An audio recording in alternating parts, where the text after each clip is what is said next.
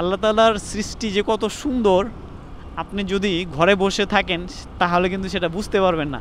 এর জন্য কিন্তু বের হতে হবে, বের হয়ে তারপর এগুলোকে এক্সপ্লোর করতে হবে এবং নিজের জীবন অভিজ্ঞতার সাথে এটার সংমিশ্রণ ঘটাতে হবে, তাহলেই জীবন পাবে পরিপূর্ণতা। What N road!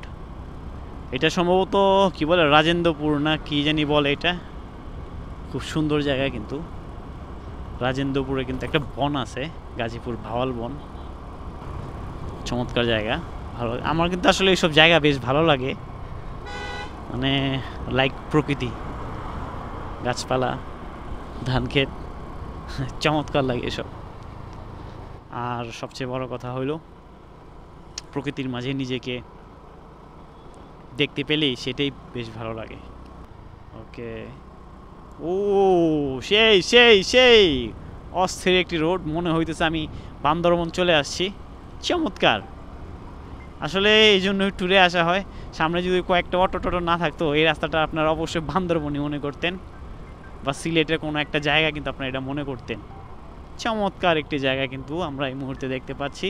একদম এটা কি বলে, এটা সুন্দর বন, এটাকে কি গাছ এটা আমি জানি না, বাট অনেক সুন্দর মনে হচ্ছে আমি একদম বনের ভিতরে ঢুকে গেছি।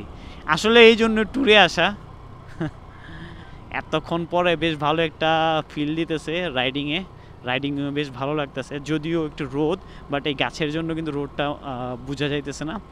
হালকা হালকা বাতাস কিন্তু শরীরে এসে লাগতেছে, চমৎকার কিন্তু লাগতেছে এই মুহূর্তে। ও, আমি জাস্ট বনে চলে আসছি। আসলে কি বলবো, এই কয়েকটা অটো টটো না থাকলে আপনারা এটা আসলে বনই মনে করতেন, সিলেটের বা বান্দরবন রাঙামাটির কোনো একটা রাস্তা আপনারা মনে করতে পারতেন। তো চলুন আমরা এই রাস্তাটাকে এনজয় করি, লেটস গো।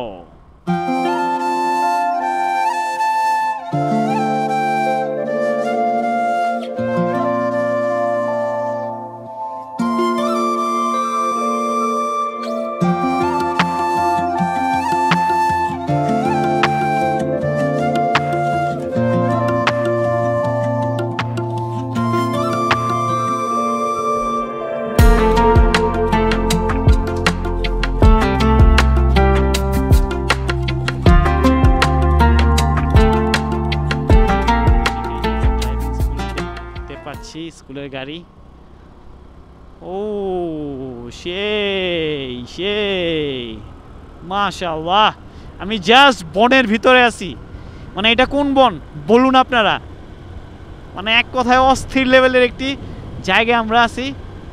সম্ভবত এটা রাজেন্দ্রপুর ক্যান্টনমেন্ট এরিয়া হবে, মানে এক কথা অসাধারণ মাশাআল্লাহ। আসলে এই ট্যুরে যে এই রাস্তা দিয়ে যেতে হবে সেটা আমার ধারণাই ছিল না। তো গ্রুপের অ্যাডমিনদেরকে ধন্যবাদ এরকম একটি রাস্তা দিয়ে নিয়ে আসার জন্য। চমৎকার লাগতেছে এই মুহূর্তে, বেশ সুন্দর একটি রাস্তা, সবাই কিন্তু যে যার মতো করে কিন্তু ছবি টবি তুলতেছে।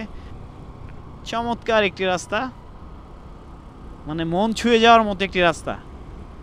মানে আল্লাহ তাআলার সৃষ্টি যে কত সুন্দর, আপনি যদি ঘরে বসে থাকেন তাহলে কিন্তু সেটা বুঝতে পারবেন না।